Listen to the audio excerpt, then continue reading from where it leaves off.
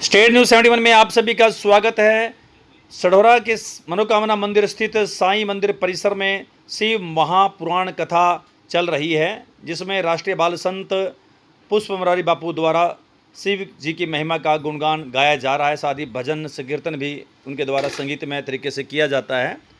तो दूसरे दिवस का शुभारंभ प्रसिद्ध समाजसेवी मंगतराम सैनी द्वारा किया गया और अध्यक्षता शिव गणपति सेवा मंडल के अध्यक्ष नरेश बख्शी द्वारा की गई।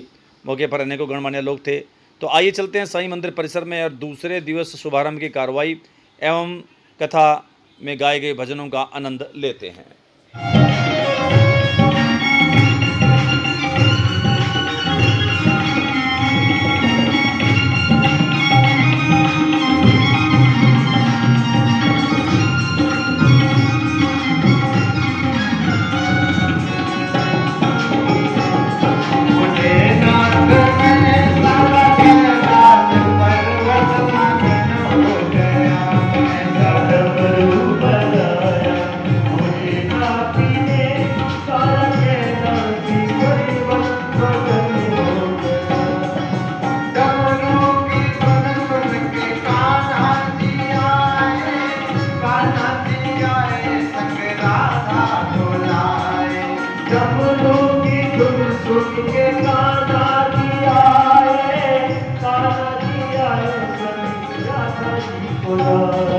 सखियों का मन भी मगन हो गया, सारा कैलाश पर्वत मगन हो गया। सब सखियों का मन भी मगन हो गया, सारा कैलाश पर्वत मगन हो गया।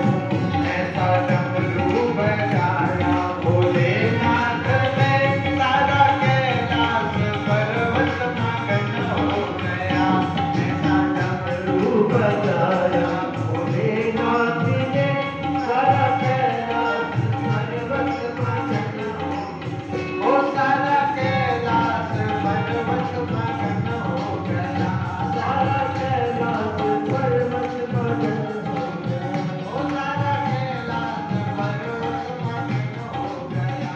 सारा कैलाश पर्वत मगन हो गया।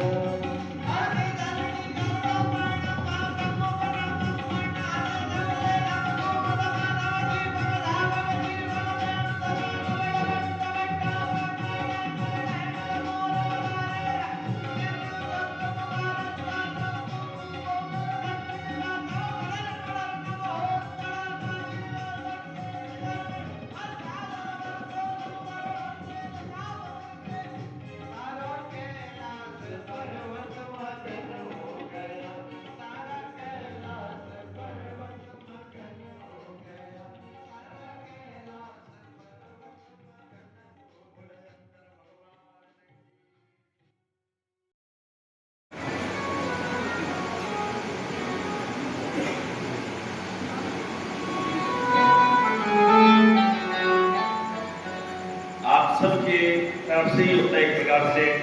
अतिथि जब आते हैं तो आपके प्रतिनिधि वो होते हैं और वो प्रतिनिधित्व करते हुए वो दीप का प्रज्वलन करते हैं।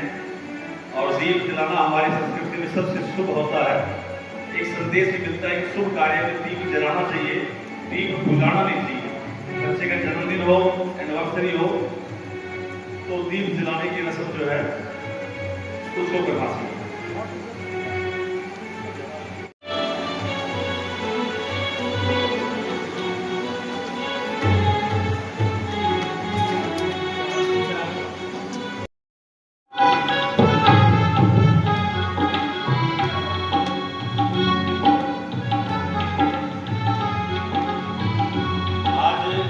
खड़ी है धर्मपाल जी, हमारे धर्मपाल जी भूषण जी अभी के सानिध्य में ही, जैसा कि मैंने आपको निमंत्रण दिया था, आज तीज उत्सव मनाया गया।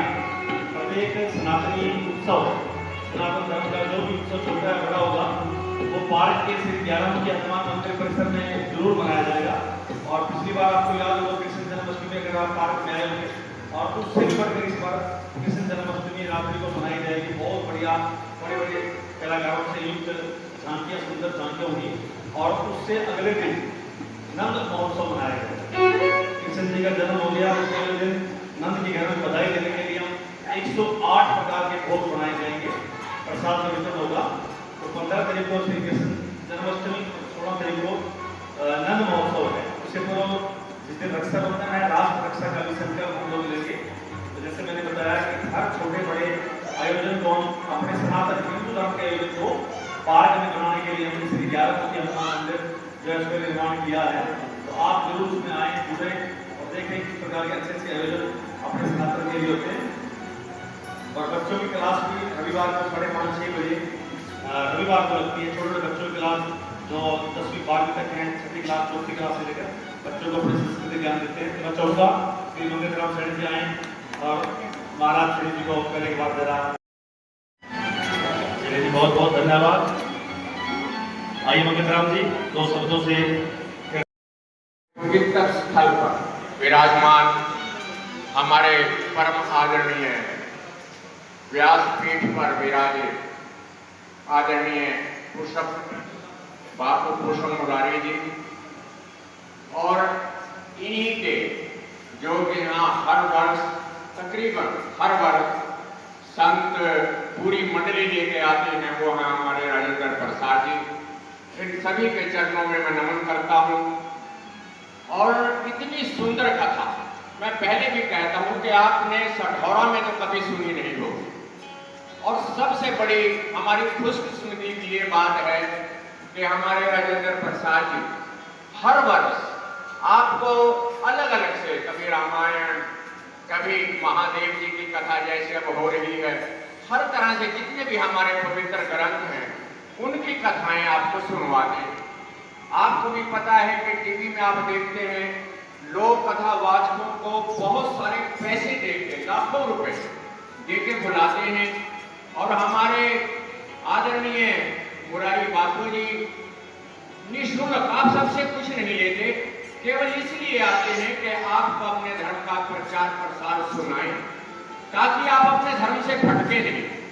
क्योंकि आज हमारे धर्म में बहुत बड़ी, हम लोगों में बहुत बड़ी विडंबना है कि हम अपने धर्म पे विश्वास न करके दूसरे धर्मों पे विश्वास करते हैं। कहते हैं कहीं 4 ईंटें रखो, वहां पर कपड़ा डालते हम मत्था टेकते हैं, चाहे अपने मंदिर के आसपास हम मत्था नहीं टेकते। आप कथा में सुनेंगे कि भगवान शिव से बड़ा कोई देवता इस सृष्टि के ना कभी पहले हुआ है ना कभी होगा। अगर आपके मन की कोई भी इच्छा है, अगर आप भगवान शिव के चरणों में आराधना करके मन से उनसे अपनी इच्छा के बारे में कहेंगे, वो आपकी इच्छा 100% पूरी होगी।